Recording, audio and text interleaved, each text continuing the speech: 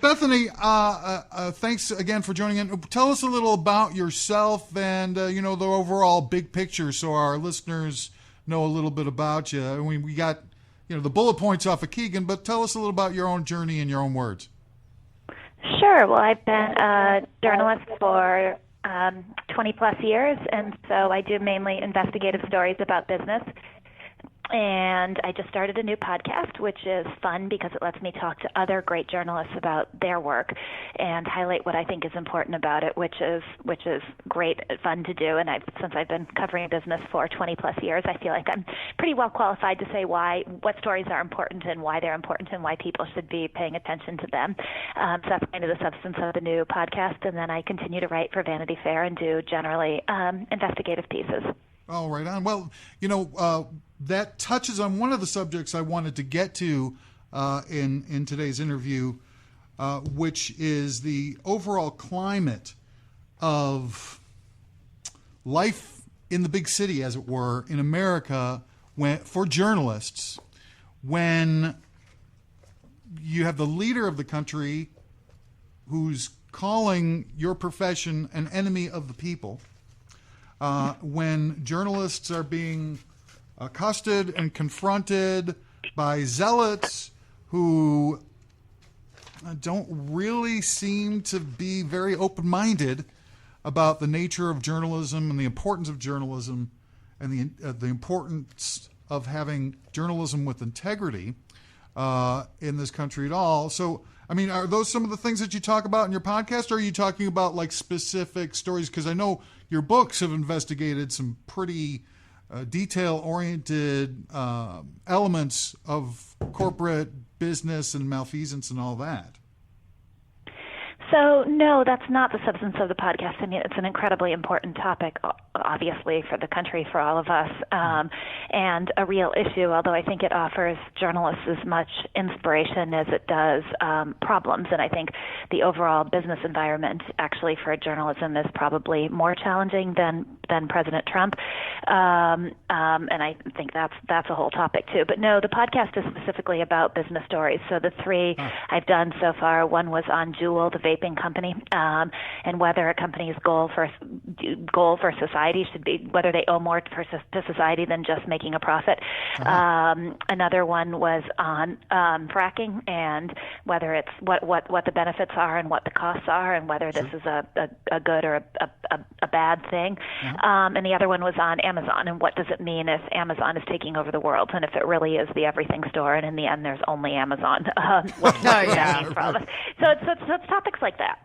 So topics that are business topics, but relevant to everybody's lives, I hope, and covered in a conversation between me and the author of a piece or a book that I think is really important that sheds light on the topic. Yeah, I listened to the Juul episode. You had the guy on that was from Juul, right? No, I'm sticking with journalists. So I had my co-author actually on my last big book, All the Devils Are Here, is a guy named Joe Nocera, who was a New York Times columnist, and he's currently a columnist at Bloomberg, and he's written about Juul. So I had him on to talk about Juul. And you're talking, but in general, it sounds like you're talking about the nuts and bolts of the stories themselves, but also extrapolating, the social costs of some of these things and the impact on society is at large on each of these different subjects that you're approaching. Yeah, that's exactly it. Thank you for summarizing better than I probably could. So each story is hopefully a great story in and of itself and something that's just fun and interesting to listen to. But each story also has larger ramifications. So I'm trying to talk about in an introduction about why this matters to the overall, why this is relevant more than just the story itself. And then there's a great story too that usually does have this broader relevance. Well, that is also one of the things I wanted to touch on with you as well. But first, before I get to that, where can we find, before I get off into other subjects, because there's a lot of fascinating things that you've worked on in your life, where can people find the podcast, and how frequently do you do new editions of them? Well, thank you for asking. So it is, it's available on Luminary, and if you go to Luminary, the first 2 episodes are free, but Luminary is trying to do this Netflix-like model for podcasting, so in exchange for not getting any ads, you do pay a subscription fee.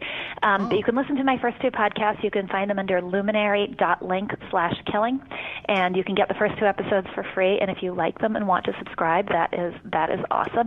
And I'm doing them weekly. So, and there's a lot of other great stuff at Luminary, too, that they're trying to entice people to become subscribers. Oh, right on. There's also a month free trial, which I signed up to listen to for the episode. Oh, there's a monthly trial. Aha, I didn't know that. That's great. Now, one of the 3 shows that you specifically pointed out was the fracking episode. Now, I haven't listened to the episode, but I know that your most recent book was dedicated specifically to a lot of elements of the fracking industry in America. Yes. And I kind of wanted to start with that a little bit because I find it just absolutely fascinating. First off, the book is not about what a lot of people might presume, which is the environmental impacts of fracking. It's not. You're talking about the business aspects of fracking and perhaps trying to come up with some geopolitical impacts, I guess, of the fracking industry and America's quest for energy independence.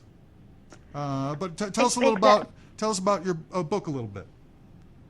So exactly, the book is not about the environmental impact, and not because that's not important, but because it's a mini book. Right. A friend of mine even told me he read it on the beach. But because it's a mini book, there's only so much you can write about.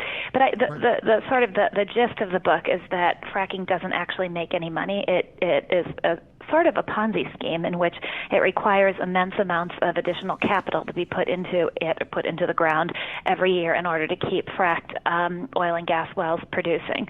And the net result is that it doesn't actually produce profits. And so the question the book set out to answer is, how sustainable is this? So now there's all this talk. The Trump administration is even calling natural gas freedom gas, because there's this idea, not having to depend on outsiders for oil and gas sets America free. But what does it mean if it's financially unsustainable? So that's sort of the point of the book, kind of an attempt to look at how it came into being when it has never made money. And then the book does question this whole notion of energy independence as well, because I think I came to believe that was somewhat of a fraud as well. Interesting. So, I mean, there's a lot to unpack there. If these businesses aren't making any profits, and they've now at this juncture have been a going concern for quite some time, how is it that they continue to get tons of capital poured into them relentlessly? I mean, if they're our profit model here at the radio station is pretty dismal. I don't think we've turned a profit yet either in the 5 years we've been doing the show, but I don't have venture capitalists lining up to pour millions of dollars into our radio station. You need better marketing, man. Oh, we need better marketing. Is that what it is? Is it that the oil companies and whatnot have better marketing than we do, Bethany? I don't know. Maybe it comes down to a form of marketing. I think it's a few things. One is it's actually directly related to the financial crisis of 2008, which is kind of interesting. But in response to that, the Federal Reserve dramatically slashed interest rates in order to spur the economy. Sure. And that had the effect of making debt really cheap. So it had the effect of spurring an explosion in debt, and an explosion in industries that rely on cheap debt. And fracking is one of those. So I have this academic I quote in my book who says the real catalyst of what people call the shale revolution of fracking was actually the 2008 financial crisis. But fracking has also been growing, and in past years, investors were so desperate for growth that the idea was, we'll invest in this, and it's growing so much that it will produce profits eventually. And the companies were valued off their production growth. Oil and gas produced the amount they could grow that, not off their profits. But in the last couple of years, the environment has really changed, and the capital is actually drying up because investors are starting to say, wait. This thing has been going on for a decade now. Where are the returns? Where are the profits to us? So I think the moment is push is coming to shove, the proverbial push is coming to shove, where either these companies are going to have to start producing profits and showing investors they can do that, or the capital going into this is going to dwindle, and it's going to be interesting to see what happens. Is there perhaps, are you indicating there might be some type of, not to be too buzzword dependent, but a bubble in the in this marketplace? Yeah, I think there's very much been a bubble. There's been a bubble in a lot of areas that rely on cheap debt because of how low interest rates have been for such a long period of time. Right. We've never gone through a period like this in history, and so there's been this explosion in all sorts of areas that rely on cheap debt. So fracking is just part of that, but most definitely. And that, I think I'm not a macroeconomist, but I play one on the radio. But with low interest rates, it's also, I would think that people's savings and certificates of deposits and things have been very low on the priority list for people to save their money, and without a lot of savings to draw off of in times of trouble, in the down times, that could provide a slippery slope.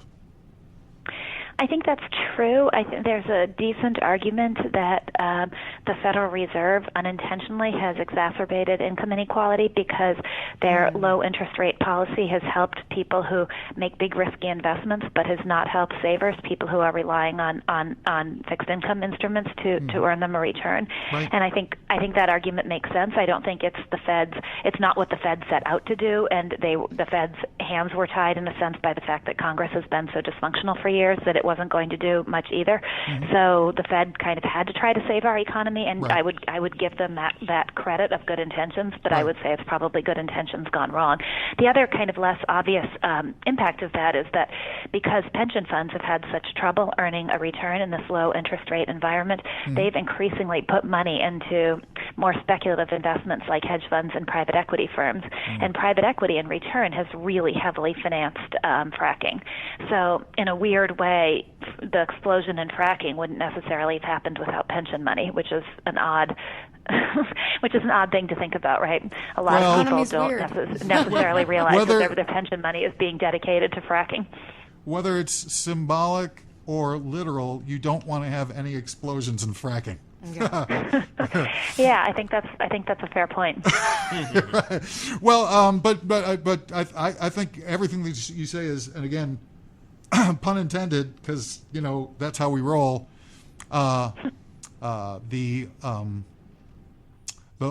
whole profit incentive of the thing has allowed people to become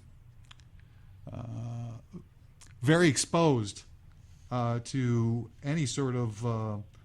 We haven't had a recession in almost record amount of time as well, and so even what would ordinarily be a minor downturn could easily get out of control. Yep, I think that's probably true. The only thing is that everybody is saying that we haven't had a recession in such a long time, and everybody is looking and trying to figure out what the thing will be that triggers it. And the general rule is that if you see it coming, it doesn't happen. So at least that's the general rule in finance.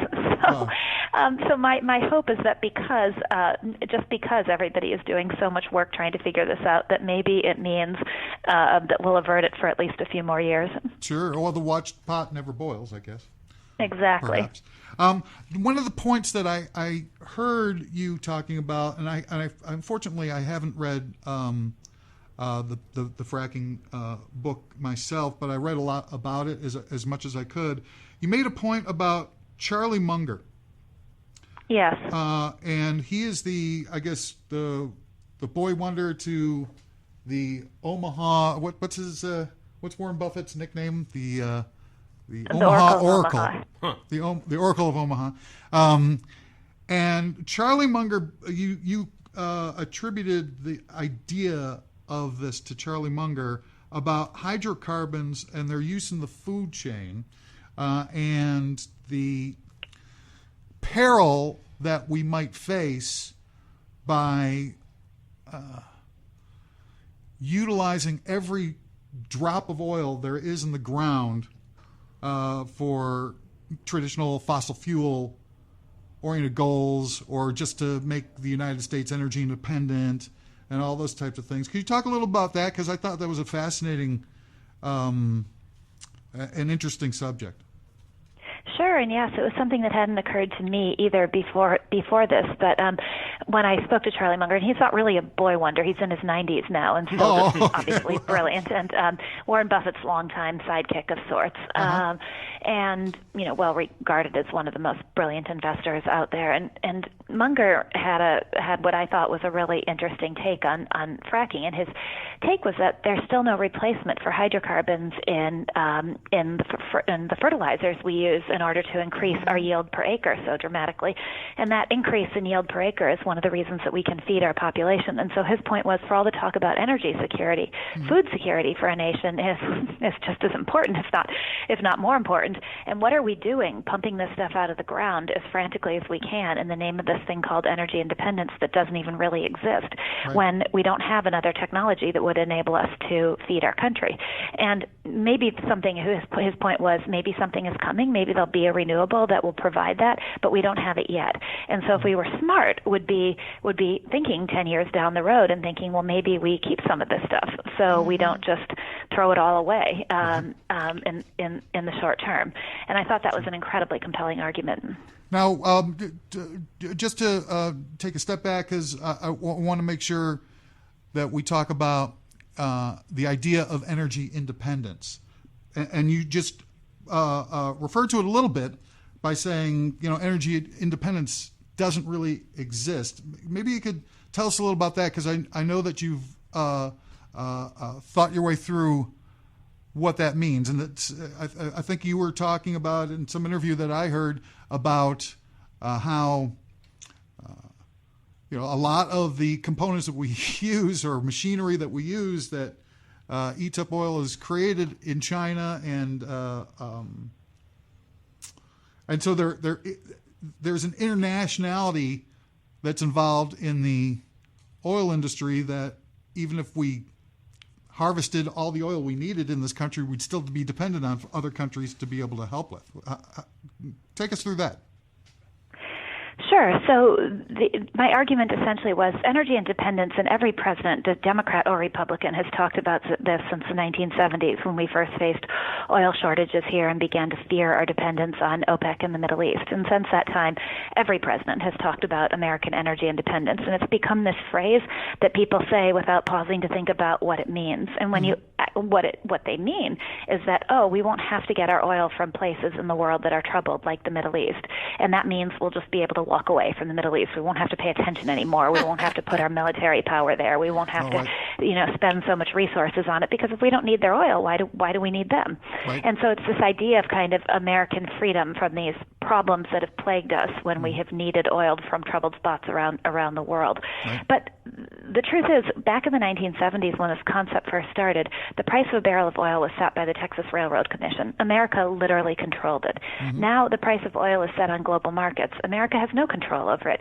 Right. And so the price that American consumers pay at the pump is still going to be hostage to events around the world in troubled places, regardless of how much oil we're producing here. Right. But even more importantly than that, even if the U.S.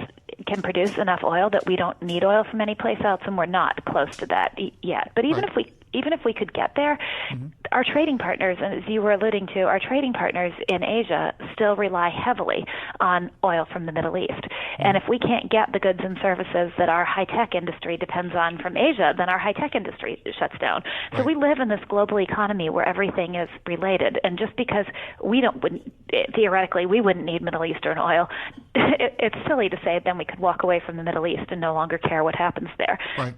Well, and so if we have to care anyway, if American energy independence doesn't really mean anything, why are we frantically pumping in this effort to satisfy this mythical notion that doesn't exist in a modern economy? Oh, that is fascinating. And I mean, what are some of our, I guess, it's regrettable in some ways given the realities on the ground with Khashoggi and other incidents.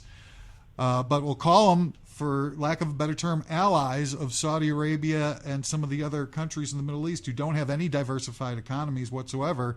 If we do get to that that mythical full energy independence thing, what's going to happen to places like Saudi Arabia and whatnot when the billions dry up?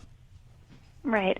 Well, I don't think I think that is so theoretical that I don't think it's going to happen, because economies around the globe are depending on them, from China to other Asian nations to South America, and so I don't think that's actually a risk. But there is this risk that with oil prices as low as they have been, Saudi Arabia, for instance, is bleeding money, and it's easy to be all rah-rah American and say, isn't that great? Look, they're suffering. But the reality is, do you really want more instability in regions of the world that have been a powder keg for decades? Why would you possibly want that? Right. And so I think I have a quote in my book from someone talking about how really low oil prices unleash this global instability that is actually very frightening when you start to think about it. And so there's also that argument. On top of it, nobody doubts that the era of renewables is coming. No one knows when, but there are already reports from places that solar power and wind power can actually be cheaper than fossil fuels. It's coming, right. And so that puts a whole different spin on this. If you think that the era of fossil fuels is indeed ending, for one thing, why would we in America want to be pounding our chests about being leaders in producing fossil fuels when that's the age that's ending? Right. That's pounding ourselves on the chest for being leaders as the world as it was, not the world as it's going to be. The other side of that issue is why Saudi Arabia is trying so frantically to remake its economy and produce renewables and not be dependent on oil, because they're aware too this era is coming to an end. And if that's the only thing they produce in the backbone of their economy, they're, to put it bluntly, screwed.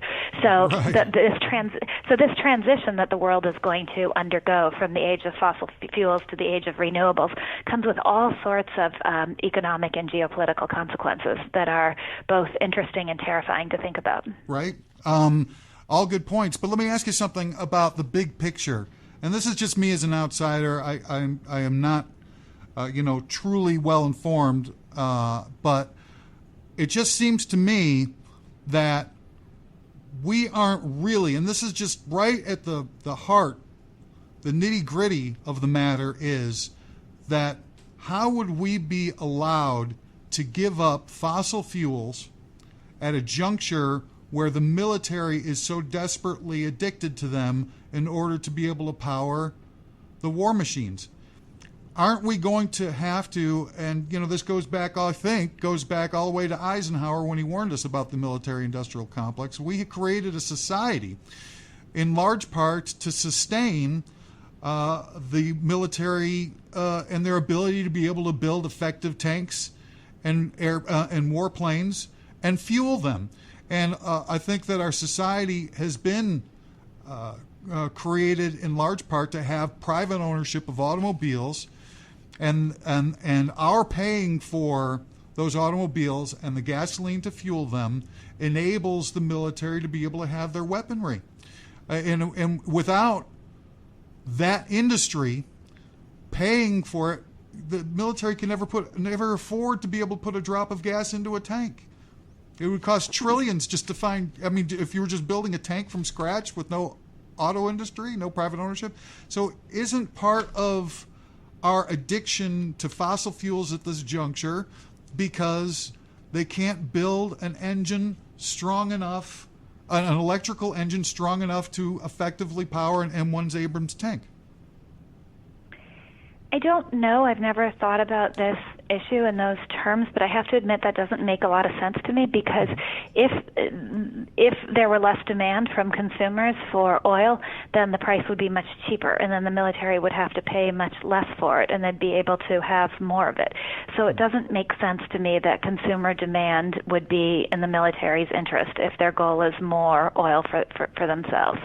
So I have to admit that doesn't. I don't disagree with you or Eisenhower about the military-industrial complex, right. But that argument doesn't resonate with me. But it may just be that I haven't thought it through. Oh, okay. There you go, Flabby. Yeah, thanks a lot. Thanks for indulging me, by the way. It's my own personal Sure. take on things, and I think that's how they built the infrastructure in this country and why we have, just as a macro identity, so little support of public transportation, because ultimately the scales of mass economy, do make it possible for those things. And I'll bet you anything that after they do wind up coming up with an electrical engine that can power a tank, that there are going to be a lot less downward pressure on us to maintain this sort of relentless death march towards global catastrophe with greenhouse gases and combustion engines. But anyway. So, hey, speaking of indulgence, can we get into some Enron stuff? Well, one last question. Okay. One last question on the fracking book, though. Who is Aubrey McClendon, and why did you make a point of emphasizing the mysterious nature of his death, and tell us about, who he was in fracking and why he was such an important focus of your book? So I was fascinated with Aubrey going back to 2010. A source of mine used to say he was the most important man in America, and there's some hyperbole involved in that. But what this person meant was that if Aubrey was right and America really had this plethora of cheap natural gas, it was going to literally change our economy. Mm-hmm. And I thought that was fascinating. I thought everybody's staring at Silicon Valley, obsessed with the latest laundry app coming out of Silicon Valley, and here there's this thing happening under our noses that is going to shape our economy for decades. And you look, they're now calling Pennsylvania the new land of plastics because of all the cheap gas coming out of the Marcellus Shale is leading to all this plastics manufacturing in Pennsylvania, which is good from a job standpoint, terrifying from other standpoints, but interesting. Anyway, so McClendon he wasn't the guy who pioneered the technology that's used in fracking, but he's the guy who pioneered capital raising. He's a really, really excellent salesman, one of those just figures who comes along every so often, those really charismatic Pied Piper types who can get basically anybody to give him money. The proverbial, once again, selling snow to Eskimos. He was one of those, and so I was fascinated by him because I think there's an argument that without the way he convinced investors to shovel the billions of dollars into the shale revolution that had funded it, that the world would look really different than it does. Mm-hmm. He was just this larger than life, fascinating character. And as a journalist, when you can find a character who's really emblematic of a story, it's always more fun and more compelling to build the story around a character than to tell it in a drier form. Mm-hmm. And then Aubrey ends up getting indicted by a federal grand jury for bid ringing, and the day after his indictment comes out, he dies in this mysterious car crash that many people still think was suicide, although it was ruled an accident. And so it's this fascinating. It's right when it looked like the U.S. shale industry was falling apart. Right. And so a source of mine said to me, "Is this the metaphor for the industry? It changes the world, but it ends in tears." And I thought that was just using his life to kind of illustrate this industry that he helped build and cared about so deeply. Made sense to me and was a fun way to build a narrative. And that sort of, for me, it's fascinating, and it's a great approach because it does really kind of give you the human side of what's going on with this whole thing in a very direct way. But it also reminds me just a little bit of a book that you worked on a little while ago, a little thing called The Smartest Guys in the Room. Yes, only indeed. in as much as that one of the key features of that whole scandal was the death of Clifford Baxter. Right, that's right. And I've always found, and again, I'm an outsider, so I don't mean to take too many things out of context, because I don't really know enough. But that seemed to me back at the time, and I remember when that happened, as kind of like iffy. Here's a key executive in a corporation that's getting busted left and right, turns up to have committed suicide. Now, I don't doubt that there was a lot of pressure going on. It was billions and billions of dollars that were just evaporated. But tell us a little about, I think that provides at least a segue into talking about The Smartest Guys in the Room, which was your best-selling New York Times book that was also turned into excellent documentary, an Academy Award-winning documentary Not quite Academy Award winning, Academy Award nominated. Oh, nominated. Yeah. Oh, I'm sorry. Dang, she told you. Yeah, right, exactly. Sorry. But Although deserved it in my mind. In my opinion, one of the best you documentaries were ever made. robbed. No exaggeration. You were robbed worse than that. Who was the actress that got robbed by the Marissa Tomei? Meg Ryan. I don't know. Yeah. Supposedly getting... Funny. Yeah. Well, anyway, tell us a little about... let's segue into Enron a little bit, because it's fascinating to me, of course, I think to everybody even still, what was going on with that. And Although I wonder, is this kind of like asking Paul McCartney, hey, tell me about yesterday? you're right, yeah. I mean, you've had to live through No, this... it's okay. I've accepted that I will always be Enron girl. It's all right. But you wrote the book, you know the story. Tell us a little about what was going on with all that. Yeah, so I think it still remains to me a really fascinating story, both because it's a story of human nature, and most stories of business gone wrong are stories of human nature. They're not as simple as, people sitting in a dark room figuring out how they rip people off. It really isn't. And the Enron story illustrates some of that self-delusion. These aren't people who set out to bankrupt the company and walk away. These are people who deluded themselves and rationalized the things they were doing, even when they were short-term fraud, by saying it's all going to work out in the long term and this is going to be in everybody's interest in the long term. So that human nature aspect of it is always fascinating to me.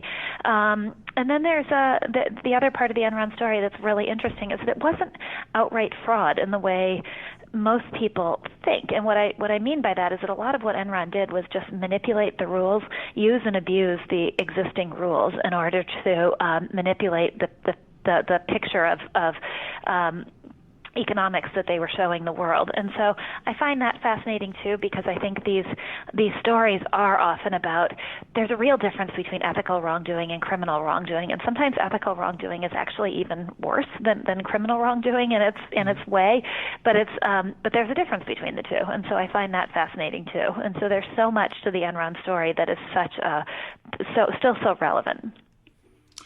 So you wrote the original article that kind of like got the ball rolling on the expose. I'm kind of wondering, if that had not occurred, how long could they have kept it up? How close was this to being exposed, even if that article had never happened? I actually think that my article picked up on the underlying skepticism that was already starting in the market. I don't think it caused it. So I'm not sure the path of Enron would have been any different if I hadn't written that piece, because I think people were really already starting to doubt Enron, even though nobody was talking about it. But what I did was pick up on skepticism that was growing rather than cause the skepticism. So I really believe that the future wouldn't have been any different. Now, what about my own fascination with what went on here, in part, makes me curious about what happened in the state of California and Gray Davis. Yeah. And Enron's role in the energy crisis that led to the destruction of his career in politics. What can you tell us about your knowledge of that?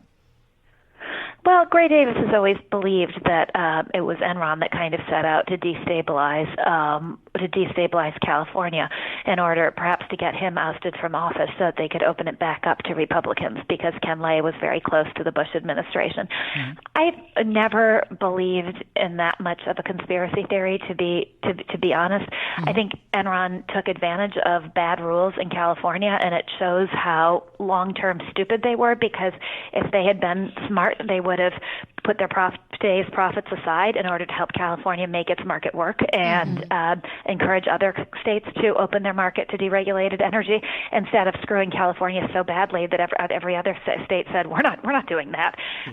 So to me, it shows how stupid short-term greed is, and it shows how short-term greedy the Enron culture had become. Right. And it also showed how much that culture was about manipulating the rules rather than doing the right thing.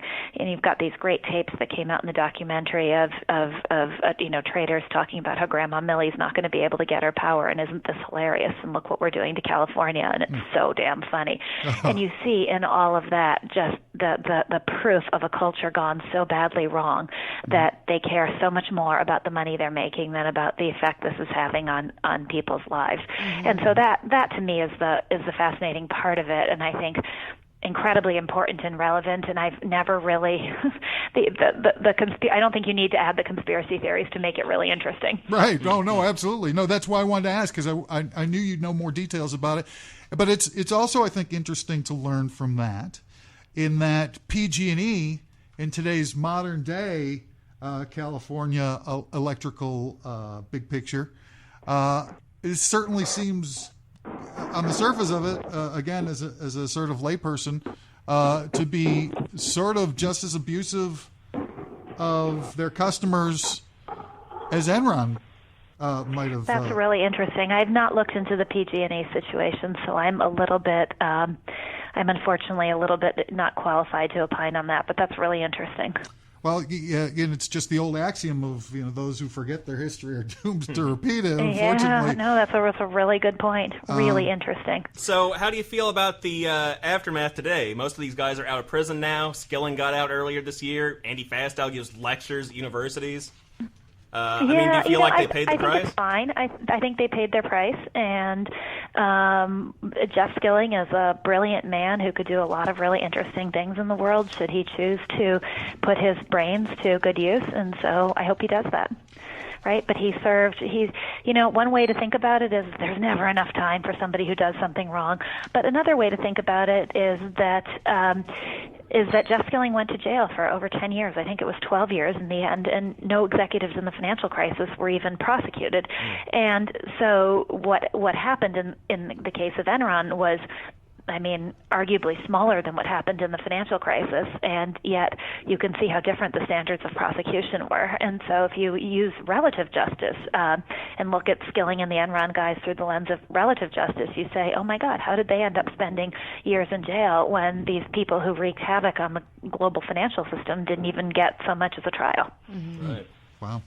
Well, let me ask you, though, Tommy Skilling is the brother, I think. Is that correct, of Jeffrey Skilling? Yeah, he is. So, having done all of your research, have you found any? He's a beloved, for those of our listeners that aren't in Chicago, he's a beloved weatherman here in town for decades and decades. That's the same Skilling. Is it? That's crazy. The de facto. Oh yeah, no, he's the de facto go-to guy for weather in Chicago. He's like the number one. Integrity. Everybody loves him. Everybody loves Tommy Skilling, right? But is there any possibility that Tommy Skilling could be up to no good and perhaps compromising his weather reports in order to somehow capitalize on that?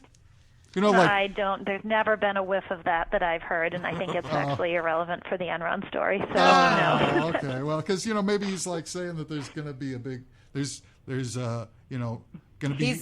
He's controlling the weather. Watch out. A nice Watch out, warm guys. winter day. A nice warm winter that's day. really funny. And then a giant snowstorm comes through, and we find out that Tommy Skilling has cornered the market on salt. Hey. Well, you know what? You never know. You might be right, because Enron was trying to build this business trading derivatives based off the weather. And so maybe there was some sort of grand conspiracy going on between Jeff and his brother Tom, where Tom was going to lie about what the weather forecast really was so that Enron could sell its derivatives, to customers who were being taken. Who knows? Maybe. You could write a great script about that. Oh, yeah. Well, we'll try to come up with Work on it for next week. Yeah, we'll work on it for next week. Yeah. Exactly. No, I got. If you, would you mind one more question? You've been wonderfully generous with your time. And one more is fine. Yes, thank you. Thank you for your interest. It's a pleasure. But Graydon Carter. Yep. Over at Vanity Fair, and I'm not going to ask you to talk about, because I know you still do work for Vanity Fair. I'm going to use this just as an example for the big picture of journalism in America. Graydon Carter was coming out. And first of all, the history of the guy, he was the main guy over at Spy Magazine, which some people of my vintage might remember as being a very hilarious sort of competitor of National Lampoon back in the day. That was a social and political satirical magazine that did a great job at lampooning a lot of character flaws in the American dialectic and people within it. And Graydon Carter poked fun at Trump back in those days quite a bit.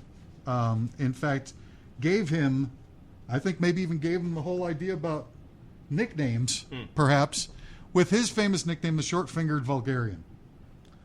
So Graydon Carter had a long history with Trump prior to Trump's being elected president, and Graydon Carter was very bold in the early days of the Trump presidency with his editorials, and was saying such things as he's the butt of the joke heard around the world, and hand-picked assortment of craven nitwits and supplicants that has surrounded him, and things like that, which I thought were very courageous. But then he was no longer, as of September of 2017, the editor-in-chief at Vanity Fair. And I don't want to talk about the specifics of it, but I know that you might have been moved by that. And again, going back to my allusion before of the press being called enemies of the state by the power apparatus, what exactly is the feeling on the ground for journalists in today's modern-day America? Is things like what happened to Graydon Carter send a forearm shiver through the psyche of journalists, or is it inspiring journalists to be more dedicated and more fastidious in their work?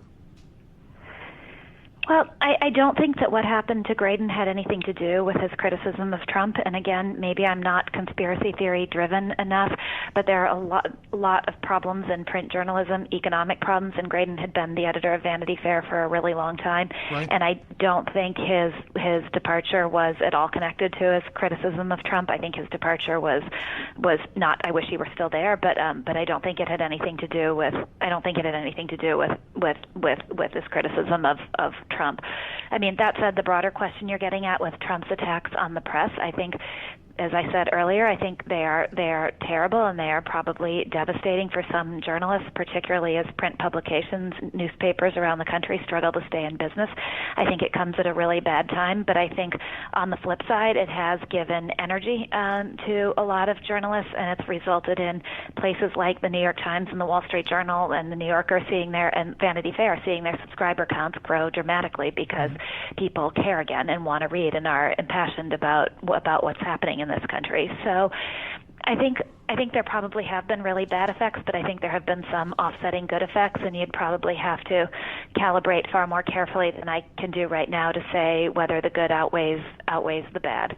But I think there certainly, for all the problematic aspects of the Trump presidency, there certainly has been a renewal of interest in the political process and in what's happening in America in a way that even the financial crisis didn't really ignite the population in the same way. And so I think all of that's whatever side of the aisle you're on, just to have people be interested and passionate and care, I think is a really good thing. And I hope that translates into people voting in the next election. Whoever you vote for, just care. Get out there and vote, right? Yes, absolutely. Well, Bethany, I hope we see that coming through. Yes. Well, I'm with you, but I'm going to choose the optimistic view that awareness is an empowering thing, and if it takes a few bumps in the road for people to become more engaged, I just pray that they stick with it and they stay engaged so that we can avoid absolutely any further darkness to descend upon us going forward. Absolutely. And thank you so much for having me on. I'm starting to hear some shrieking from my children, so I'm going to have to leave you. But I'm really grateful to you guys for taking the time, and have a lovely afternoon.